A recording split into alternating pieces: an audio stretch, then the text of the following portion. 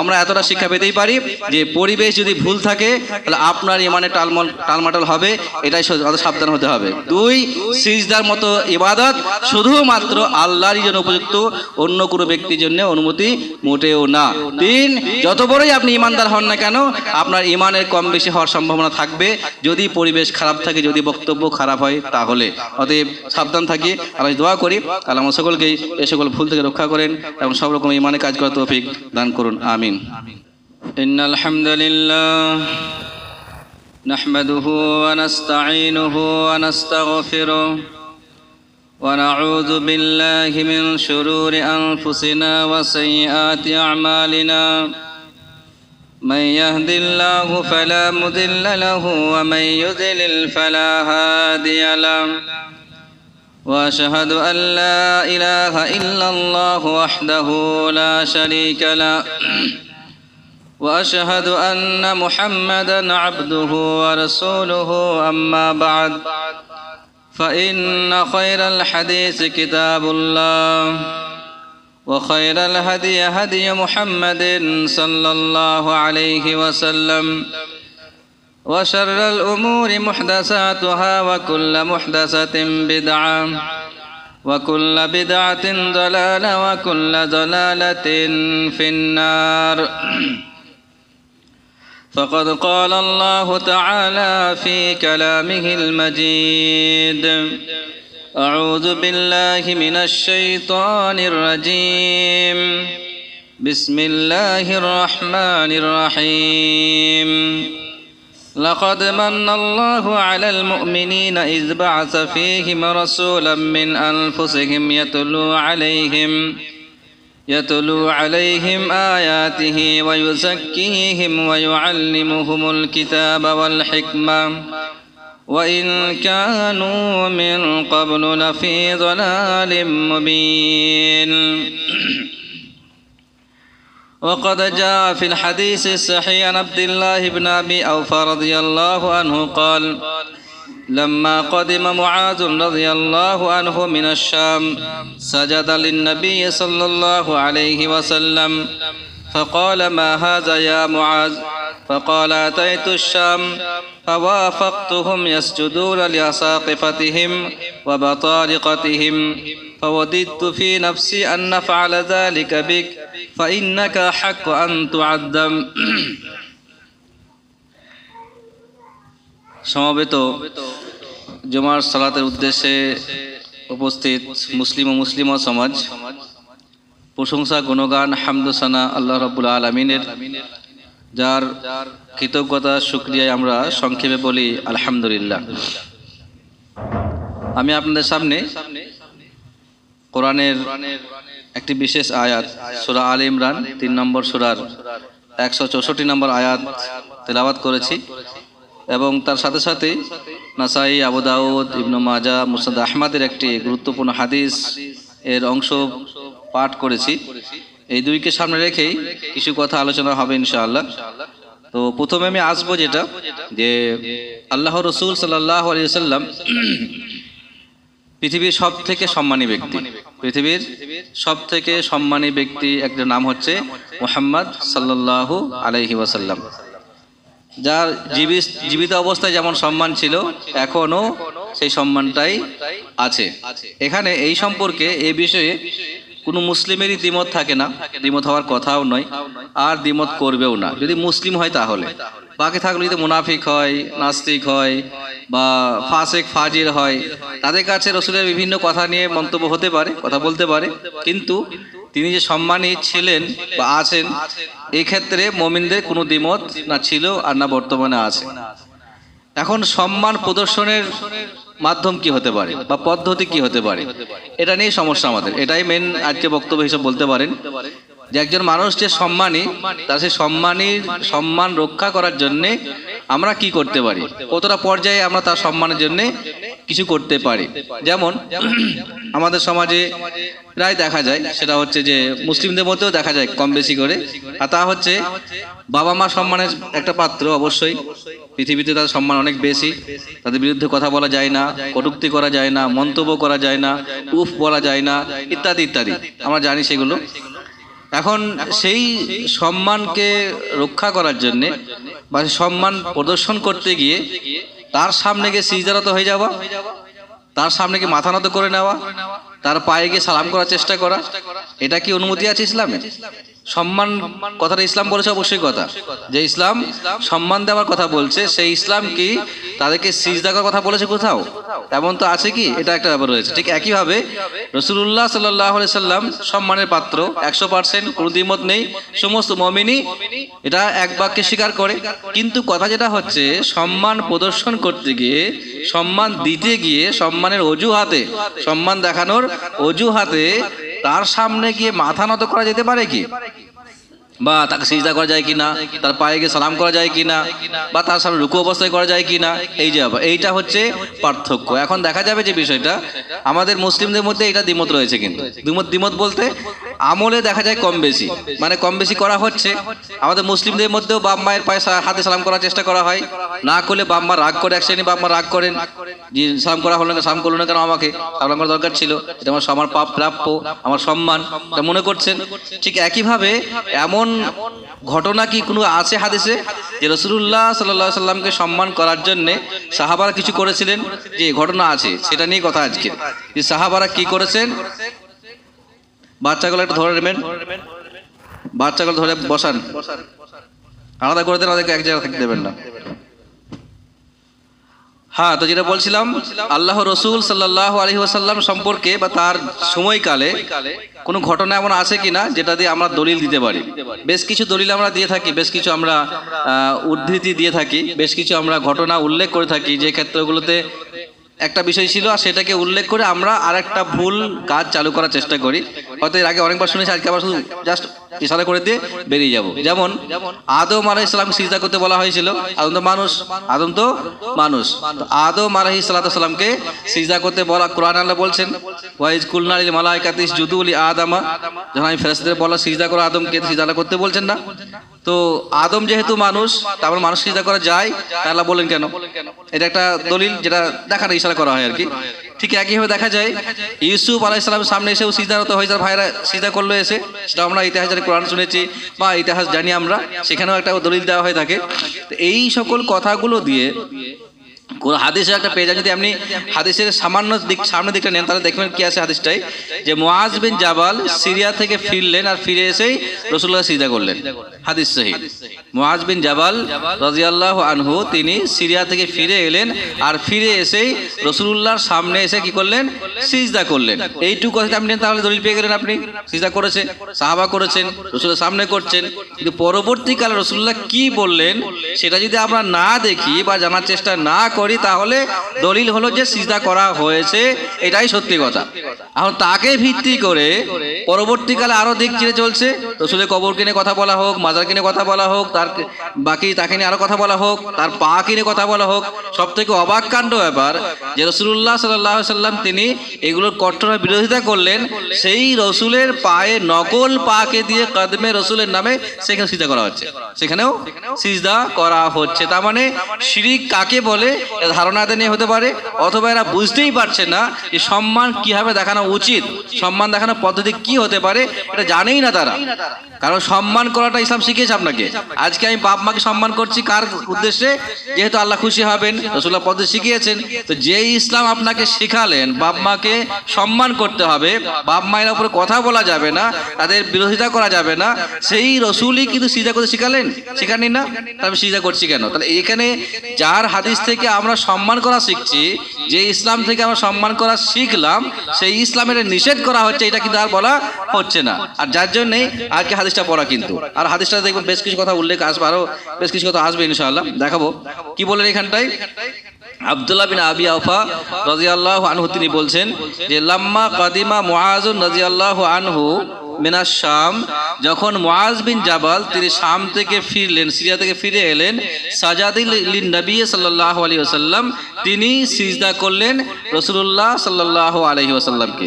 অন্যান্য রাওয়ায়াতে ভিন্ন ভিন্ন শব্দ আছে, এখানে শব্দ সরাসরি সিজদা করলেন রাসূলুল্লাহ সাল্লাল্লাহু আলাইহি ওয়াসাল্লামকে। এখন ফাকালা মা হাযা ইয়া মুআজ, রাসূলুল্লাহ কি বললেন, এটা কি মুআজ, এটা কি হলো? তিনি অবাক যে সিজদার বিরুদ্ধে আমি এত কথা বলছি, এত শিক্ষা হচ্ছে শিরক করা যাবে না, তুমি এটা কি করলে, তোমার এটা কি কি ব্যাপার হলো এটা? তিনি আপত্তি করলেন। ফাকালা, তখন তিনি উত্তর দিচ্ছেন, আতাইতু শামা, আমি ছিলাম কোথায়? সিরিয়ায় ছিলাম, আমি শামে গিয়েছিলাম, আমি শামে ছিলাম। ফাওয়াফাকতুহুম ইয়াসজুদুনা লিআসাকিফাতিহিম, তো আমি সেখানে দেখলাম যে তারা তাদের পাদ্রীদেরকে, তাদের হুজুরদেরকে, আমাদের ভাষায় হুজুর বলে দিই, তাদের হুজুরদের, তাদের সম্মানী ব্যক্তিদেরকে বা পাদ্রীদেরকে, তাদের ধর্মীয় পণ্ডিতদেরকে তারা কি করছে? সিজদা করছে। তারা কি করছে? সিজদা করছে। অতএব তিনি ওখানে শিক্ষা নিয়ে দেখুন, একটা পরে কথা বলছে এই দিকটা নিয়ে।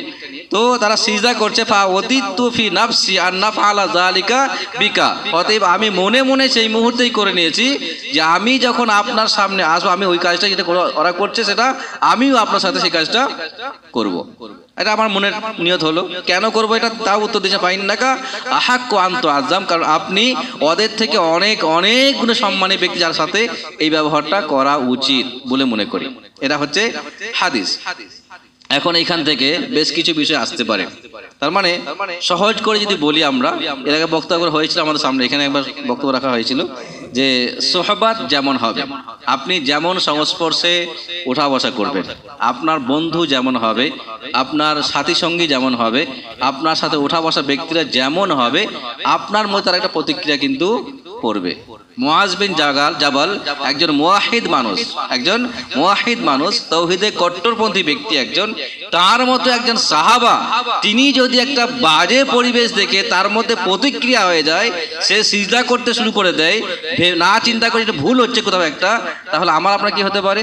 মানুষ আমরা মনে করি না আমাদের এটা ডায়লগ, আমাদের কিছু আছে আর কি, ও খারাপ হলে আমি ওকে ভালো করতে পারি। তো যখনই বলছি আপনাকে যে আমি তার সাথে মিশবেন না, সেই পরিবেশে থাকবেন না, সেখানে উঠে চলে আসুন, তাদেরকে সময় দেবেন না, তাদের সাথে খুব বেশি উঠা বসা করবেন না, আমরা কি বলি যে সে খারাপ, জানি তো, আমি জেনেই মিশি, সে হয়তো নেশা ভাঙ করে, সে জুয়া ভাঙ খেলে বা ইত্যাদি পাপে জড়িয়ে আছে, সে হারাম কাজ করছে, সে গাঁজাও খায়, সবই করেছে, আমি জানি, তাও মিশছে কেন? কারণ আমি ওকে ঠিক করতে চাইছি। যুক্তি এটা কি বলছেন তিনি, আমি ওকে ঠিক করার উদ্দেশ্যে মিশছি। কিন্তু আপনার পাওয়ার কতটা জানতে হবে না? জানা দরকার আছে না এখানটায়? এই যে আমরা মিশছি, এই অজুহাতে, আমরা যে অজুহাতে মিশছি, একজনের সাথে মিশছি, আজকে আমি 3 বছর 4 বছর 2 বছর 6 বছর কম বেশি মিশছি, আমরা সময় লম্বা সময়, কিন্তু কিছু করতে পেরেছি না, কিছুই করতে পারিনি, কিছু বলতেও পারিনি, তাকে একদিন আমি মসজিদে আনতেও পারিনি, তাকে আমি একটা দোয়া শেখাতে পারিনি, তাকে সালাম করতে হয় ফোন করলে সেটাও শেখাতে পারিনি, সেটা আমার শেখানোর সম্ভাবনা হয়নি। কিন্তু আমি বুকে আশা নিয়ে আছি, বড় একটা প্ল্যান করে আছি, আমি বড় একটা ডায়লগ রেখেছি মনে, আমি যে ও খারাপ হলে আমি তো ভালো, ওকে আমি ভালো করে দেবো। কিন্তু ভুলটা কি হচ্ছে জানেন? আপনি তার পাল্লায় পড়ে মসজিদ ছাড়ছেন, আপনি তার পাল্লায় পড়ে দোয়া কালাম ছেড়ে দিচ্ছেন, আপনি তার পাল্লায় পড়ে নামাজ পড়া ছাড়ছেন, আপনি তার পাল্লায় পড়ে সালাম করা বন্ধ করে দিচ্ছেন, আপনি তার পাল্লায় পড়ে আপনি ইমানদারদের সাথে মিশা বন্ধ করে দিচ্ছেন। এটা দায় কে নেবে? এই জবাব কে দেবেন আপনি? এইখানে আমরা বলো, এখানে হাদিসটা স্পষ্ট বার্তা দিচ্ছে এটাই, যে যদি একজন সাহাবা, মুওয়াহিদ সাহাবা, যারা শিরক থেকে উঠে এলো, তারা শিক্ষা নিল, তাদের শিক্ষক রাসূলুল্লাহ, অর্থাৎ রাসূলুল্লাহ সাল্লাল্লাহু আলাইহি ওয়াসাল্লামের শিক্ষক হিসাবে থাকা অবস্থায় তার ছাত্র যদি পরিবেশে গিয়ে মিশে গিয়ে সমস্যায় পড়তে হয়, বিগড়ে যায়, বা পরিবেশে দোহাই দিয়ে সমস্যায় পড়ে যায়, তাহলে আপনি কত বড় পণ্ডিত বলতে পারেন? আপনি যতই বলেন আমি পাক্কা সাচ্চা মুওয়াহিদ, আমি ইসলাম মানি, আমি ইসলাম বুঝি, আমি জ্ঞানী, আমার মহা জ্ঞান আছে, থাকতেই পারে, কিন্তু আপনি ভুলে যাবেন না যে আপনার থেকে অনেক অনেক গুণে বড় মুহাদ্দিস ইমাম ছিল কারা? ইমানের তাগি ছিল কাদের? সাহাবাদের। আপনার থেকে অনেক বড় ইমানের জোর ছিল কাদের? সাহাবাদের, যাদের ইমানে কোনো সন্দেহই নেই। সেই সাহাবাদের ইমানে যাদের সন্দেহ নেই, তাদের মধ্যে যে প্রতিক্রিয়া হয়, পরিবর্তন হয়, আপনি কোন ছাড়ে ছাড়? আমরা মোবাইল দেখছি বর্তমান সময়ে, আর মোবাইল পেয়ে আমরা সব ভুলে যাই, ওটা অন্যদিক। মোবাইল পেয়ে আমরা কি শুনছি? বক্তব্য শুনছি। বক্তব্যই কিন্তু কিসের বক্তব্য? কোরআন থেকে বক্তব্য, হাদিস থেকে বক্তব্য। কি শোনা হচ্ছে এখান থেকে? কোরআনের এই আয়াতটা থেকে স্পষ্ট প্রমাণ হয় যে কোরআন নির্ভুল নয়। ভালো কথা এটা, কোরআন কিন্তু কোরআনের এই আয়াত থেকে প্রমাণ হয় কোরআন নির্ভুল নয়। হাদিসের এই উক্তি থেকে বোঝা যায় যে হাদিস ইসলামেও একাধিক ভুল আছে। ঠিক কথাই গেল না ভুল কথা? বক্তব্য শুনছেন কিন্তু আপনি কার শুনছেন বক্তব্য? নাস্তিকদের। আপনি কি বলছেন? সে নাস্তিক হোক, আমি তো ইমানদার, আমি তো মুসলিম। এক তো পরিবেশের ভুল এখানে, দ্বিতীয় আপনি বক্তব্য শুনছেন, আপনি উদাহরণ শুনছেন কাদের কাছ থেকে? নাস্তিকদের কাছ থেকে। আর আপনি মনে করছেন আমি মহাজ্ঞানী, মহাপণ্ডিত, আমার ইমানের শেষ নেই, এত চরম পর্যায়ে ইমান আছে আমার যে কোনো নাস্তিকের বক্তব্য আমাকে পরিবর্তন করতে পারবে না মনে করছে। কিন্তু করছে না আপনি বুঝতেই পারছেন না যে আপনি আস্তে আস্তে বেঈমানের দিকে আগে বাড়ছেন। একবারে তো হবে না। শয়তান আপনাকে নামাজ পড়িস না কথা হয়তো বলতে পারবে না, বলবে না, কারণ জানে নামাজ না পড়তে বলেছে শুনবে না কথা আমার কাছ থেকে। তো নামাজ তো পড়বেন আপনি, তো নামাজ পড়তে আসবেন, মসজিদেও আসবেন, কিন্তু মসজিদে এসে নামাজ পড়বেন যাতে করে নামাজ না হয় তার ব্যবস্থা করবে। কিন্তু হাদিস ওটাই বলছে, যখন একজন মুসল্লি নামাজে দাঁড়ায় শয়তান আসে আর কি বলে? উজকুর কাজা ওয়া কাজা ওয়া কাজা, বলে এসে এটা ওটা মনে করো, এটা মনে করো, এটা মনে করো, ওটা ভুলে গেছো, ওটা ভুলে গেছো, এটা করা হয়নি, সেটা করা হয়নি ইত্যাদি কথা মনে করো। আর সে ভুলে যায়, মুসল্লি ভুলে যায় কাম সাল্লাহ, সে কত রাকাত নামাজ পড়েছে ভুলেই যায়, খেয়াল করতে করতে বেখেয়াল হয়ে পড়ে। শয়তান জয় এটাই। নামাজ অবস্থাতে শয়তান আসছে কিন্তু, আর আপনি মনে করছেন আমি মসজিদে যাই বা না যাই, নামাজ পড়ি বা না পড়ি, আমার ইমান ঠিক আছে, আর আমি এই ইমান দিয়ে পৃথিবীর সমস্ত নাস্তিককে মুমিন বানিয়ে ফেলবো, সমস্ত নাস্তিককে বেঈমানদেরকে আমি ইমানদার বানিয়ে ফেলবো, সব রকমের অসামাজিক ছেলেদেরকে আমি সামাজিক ছেলে বানিয়ে ফেলবো। হবে এটা? কোনোদিন কোশ্চিন কারো সম্ভব না, কখনোই সম্ভব নয়। এটা মনে করছে এটা ভুল। আর এই জন্যেই ইসলামে যার তার সাথে সংস্পর্শ থাকার ইসলাম সমর্থন করে না। রাসূলুল্লাহ নিজে বলেছেন, হাদিস আমরা শুনেছি, আগেও বক্তব্য হয়েছে, এই হাদিসটা স্পষ্ট বার্তা। কিন্তু সাহাবাদের মধ্যে প্রতিক্রিয়া হয়েছে, আপনি ভুলে যাবেন না, আপনি যত বড় ইমানদার হন, আপনার ইমান যতই শক্ত হোক, আপনি যতই পাকাপোক্ত ইমানদার মুওয়াহিদ হন না কেন, যদি আপনি পরিবেশ খারাপ পান, খারাপ পরিবেশে মিশেন, বা যদি অইসলামী পরিবেশে মিশেন, শিরকিয়া পরিবেশে মিশেন, তাহলে আপনার মধ্যে শিরকের গন্ধ আসবে। এটাই সত্য কথা। আপনি বুঝতে পারবেন না, আপনি বুঝতেই পারবেন না কোথায় শিরক করছেন, আপনি বুঝতেই পারবেন না কোথায় বিদআত করছেন, আপনি বুঝতেই পারবেন না কোথায় আপনার ইমান নষ্ট হয়ে যাচ্ছে। অতএব সাবধান থাকতে হবে। কিন্তু যে কথা বলছিলাম, অতএব শুধুমাত্র পরিবেশের ক্ষেত্রে বলছি না, শুধুমাত্র পরিবেশের ক্ষেত্রেই না, আমরা যে মোবাইলে বক্তব্য শুনি, সে যাই বলুক না কেন, তার আকীদা যাই হোক না কেন, তার মানহাজ যাই থাক না কেন, আমি তো ঠিক আছি, তুমি কি ঠিক আছো? মানে আপনি কে ভাই ঠিক আছেন? আপনি কোথাকার পণ্ডিত বলতে পারেন? বড় বড় আলেমরা গুমরাহ হয়ে যাচ্ছে, পথভ্রষ্ট হয়ে যাচ্ছে।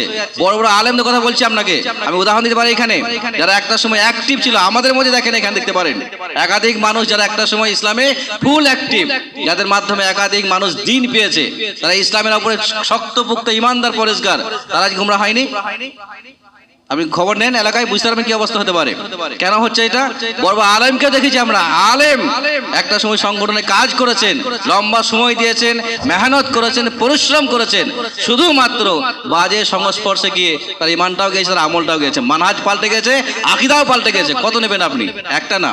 অতএব আপনি কার বক্তব্য শুনছেন, আপনি কার কথা শুনছেন, কাকে প্রাধান্য দিচ্ছেন, কাকে নিয়ে উঠা বসা করছেন, কোন সংস্পর্শে মিশছেন, কোন দলে মিশছেন, আপনি কাদের সাথে উঠা বসা করছেন, আপনাকে দেখতে হবে। যদি আপনি মনে করেন যে আমার ইমান ঠিক রাখতে হবে, যদি মনে করেন আমাকে ইমান পরিষ্কার রাখতে হবে, যদি মনে হয় যে ঘোটালাওয়ালা ইমান নিয়ে, মিক্সিং ইমান নিয়ে জান্নাত যাওয়া যাবে না, তাহলে আপনাকে সাবধান হতে হবে, আপনাকে সাবধান হতে হবে। অতএব আপনি বলতে পারেন না সে রাখছে রাখুক, ভুল বলছে বলুক, আমি শুনলাম না। আপনি কটা শুনবেন না? আপনি বিচার করা কে বলতে পারেন? আপনি কটা বিচার করতে ঠিক বলছে ভুল বলছে বলতে পারবেন? এমন বক্তা আপনাকে বলতে পারি, একটা বক্তা আমি জানি, নাম বলছে শুধুমাত্র, যে বক্তাগুলো বক্তব্য রাখছে ইউটিউবের মাধ্যম দিয়ে, সোশ্যাল মিডিয়ায়, তাদের মোটামুটি 99% বক্তব্য সঠিক, ওই 1% ভুল আছে, 1%টাই ভুল। অতএব আপনি বুঝবেন কি করে বলতে পারেন? এটা আপনার ক্ষমতা ধরার ক্ষমতা আছে, কোনটা ভুল বলছে, কোথায় ভুল বলছে, আমাকে কোথায় গুমরাহ করছে, কোন লাইন আমাকে বিপদগামী করছে, বুঝতে পারবেন আপনি? জি না।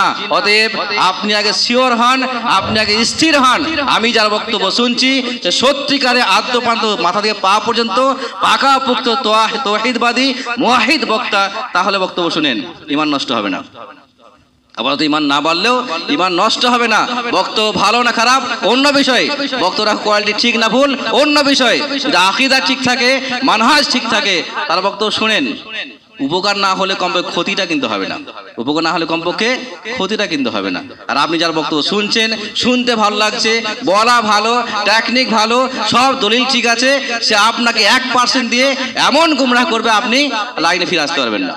একটা দিন আস্তে আস্তে আপনি গুমরাহি, কারণ আপনার সেই বিচার করার ক্ষমতাটুকুই থাকবে না। বাস্তবে এটাই। অতএব আমি কাকে শুনছি? নাস্তিকদের বক্তব্য শুনবো, নাস্তিকদের কথা শুনবো, আর আমি মনে করি আমার ইমান ঠিক থাকবে। ভুল কথা, এটা হয় নাই হবে। ইসলামের শিক্ষা দেওয়া হয়নি, কয়েক জায়গা যেখানে পড়া হয়েছে এখানটাই। আল্লাহ রসুল সাল্লাল্লাহু আলাইহি ওয়াসাল্লামের সামনে ওমর ফারুক রাদিয়াল্লাহু আনহু তিনি কি করলেন? একটা তাওরাতের, বাচ্চাগুলো চুপ করান, বাচ্চাগুলো ধরে রাখেন, নিজে নিজে বাচ্চা কাছে রাখেন, এক জায়গায় হতে দেবেন না, খুব ডিস্টার্ব করছে। হ্যাঁ, যে কথা বলছিলাম, কয়েকদিন হাদিস এখানে পড়া হয়, দার্স হয়েছিল এখানটায়, যে ওমর ফারুক রাদিয়াল্লাহু তাআলা আনহু কোনো একদিন তাওরাতের একটা পাতা নিয়ে আসে, তাওরাতের একটা পাতা নিয়ে আসে, সেই পাতাটা নিয়ে এসে মানে একটা পেজ নিয়ে এসে আল্লাহ রসুল সাল্লাল্লাহু আলাইহি ওয়াসাল্লামের সামনে পড়তে শুরু করেন। রসুলের রাগে মুখ লাল হয়ে যায়, মুখের বিকৃতি হয়ে যায়। আবু বকর আসেন, বুঝতে পারেন যে রাসূলুল্লাহ রাগ করছে, মনে কষ্ট হচ্ছে।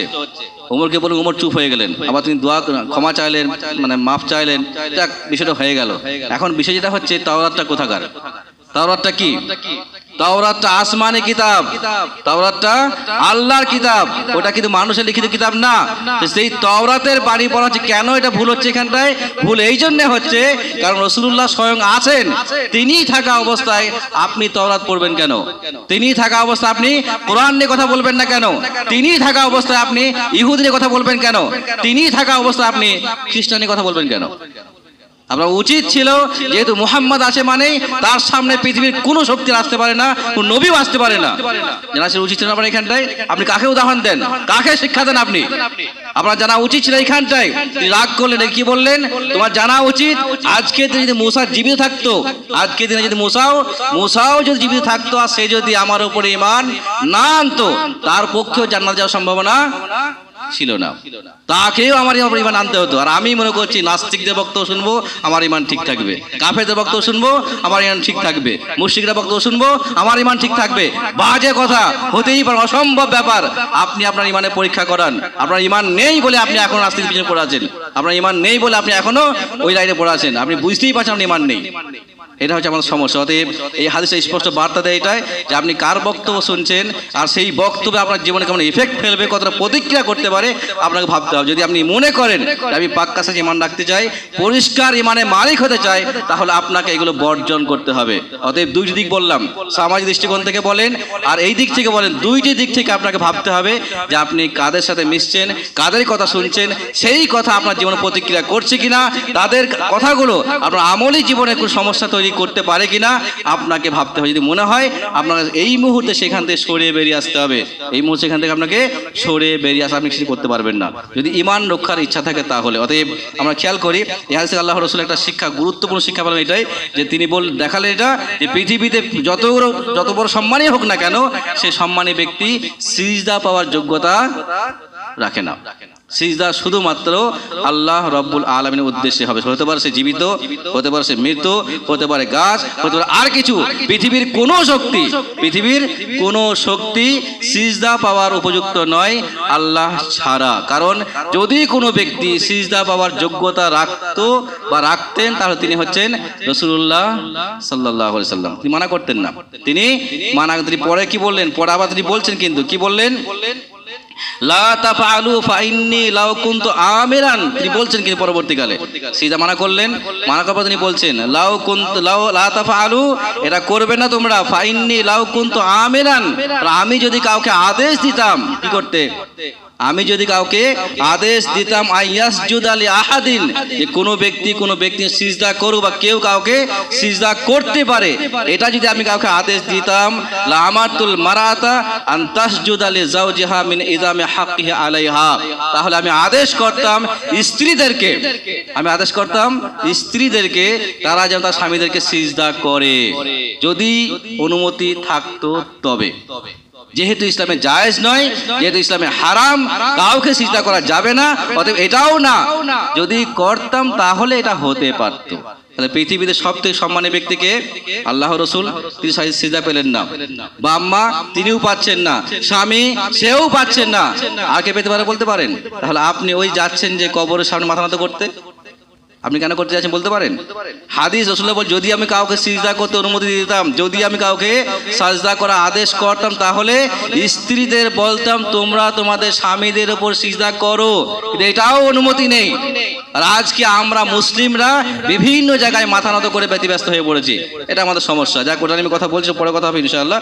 আমরা এতটা শিক্ষা পেতেই পারি যে পরিবেশ যদি ভুল থাকে তাহলে আপনার ইমানে টালমাটাল হবে, এটাই সাবধান হতে হবে। 2, সিজদার মতো ইবাদত শুধুমাত্র আল্লাহরই জন্য উপযুক্ত, অন্য কোনো ব্যক্তির জন্য অনুমতি মোটেও না।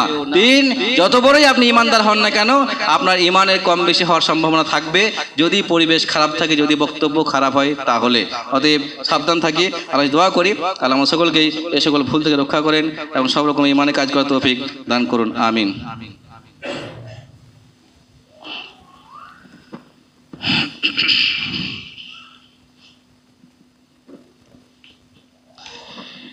ইন্নাল হামদুলিল্লাহি ওয়াহদা ওয়াসসালাতু ওয়াসসালামু আলা মান লা নাবিয়্যা বা'দা ওয়া বা'দ। ফাকাদ ক্বালা রাসূলুল্লাহ সাল্লাল্লাহু আলাইহি ওয়াসাল্লাম, আইয়ুমা ইমরাআতিন ইস্তা'তারাত ফামাররাত আলা কওমিন ইয়াজিদু মিন রিহা ফাহিয়া জানিয়া। হাদিসটা শুধুমাত্র তর্জমা করে দেবো, খুব বেশি ব্যাখ্যায় যাব না, পরবর্তীকালে ব্যাখ্যা করবো ইনশাআল্লাহ, কারণ সময় শর্ট একটা দিক রয়েছে। 2 নম্বর দিক হচ্ছে এই হাদিসটা পরে একবার আলোচনা সম্পূর্ণ করতে হতে পারে। হাদিসটা রাসূলুল্লাহ বললেন, সংক্ষেপে শুনে রেখে হাদিসটা আমরা শুনি ভালো করে। আইয়ুমা ইমরাআতিন ইস্তা'তারাত, যেহেতু আমাদের মসজিদে মেয়েরা আসেন, মা বোনেরা এখানে আসেন, নামাজ পড়তে আসেন, জলসার সময় আসেন, সভা সমিতি হলে আসেন, যার জন্য আমাদের মহিলাদেরকে বা মেয়েদেরকে এই হাদিসটা শোনার অবশ্যই প্রয়োজন রয়েছে। না হয়তো ভুল ব্যাখ্যা হয়, ভুলভাবে নেবেন এটা, তাই হাদিসটা শুনিয়ে দেওয়া। কি বললেন? আইয়ুমা ইমরাআতিন ইস্তা'তারাত, আইয়ুমা ইমরাআতিন ইস্তা'তারাত, যে কোনো মহিলা যদি সেন্ট ব্যবহার করে, আতর ব্যবহার করে, সুগন্ধি ব্যবহার করে, সুগন্ধি, সেন্ট, আতর যাই বলবেন, যদি কোনো মহিলা ব্যবহার করে, ফামাররাত আলা কওমিন ইয়াজিদু মিন রিহা, আর সে যদি কোনো জাতির কোনো লোকেদের পাশ দিয়ে পার হয়, মানুষের পাশ দিয়ে পার হয়, ইয়াজিদু মিন রিহা, যাতে করে তারা তার সেন্টটা অনুভব করতে পারে বা সেন্ট শুঁকতে পারে বা সেন্ট পায়, তাদের নাকে সেন্ট যায়, আতরের গন্ধ যায়, ফাহিয়া জানিয়া। হাদিস কিন্তু বলছে সেই মহিলা কি জানিয়া, ব্যভিচারিণী, ব্যভিচারিণী। খুব মারাত্মক কথা। অতএব যারা আমরা এই মসজিদে আসেন যে সকল মা বোনেরা, সকলকেই বলছি, কমপক্ষে আমরা আমাদের তরফ থেকে বলবো, এখানে আপনি বাড়ি থেকে যখনই বের হবেন, যেখানেই যান না কেন, সেন্ট, সুগন্ধি ব্যবহার করবেন না, সুগন্ধি মোটেও ব্যবহার করবেন না। প্রথম দিক, বিশেষ করে যদি মসজিদে আসেন অবশ্যই করবেন না। কারণ আমি একটা কথা বলি, এখানটায় যতটা শিক্ষা এখানে হয় সেই শিক্ষাটাই আপনার মাধ্যম দিয়েও প্রকাশ পাওয়াটা জরুরি আছে। 1। 2 নম্বর দিক হচ্ছে, আপনি যদি সেন্ট বা আতর সুগন্ধি মেখে মসজিদে আসেন, তাহলে এটা নিয়ে হয়তো অন্য কথা আসতে পারে, অন্য কথা আসার সম্ভাবনা থাকে। যার জন্য যারাই যেখানেই যান, আপনি বাড়ি থেকে বেরোবেন, আপনি শুধুমাত্র স্বামীর জন্যে যত রকমের খুশি আপনি সাজেন, যত খুশি আপনি স্টাইল করেন, যত খুশি আপনি রেডি হন, যত খুশি সেন্ট, আতর, সুগন্ধি মাখেন, কোনো আপত্তি নেই।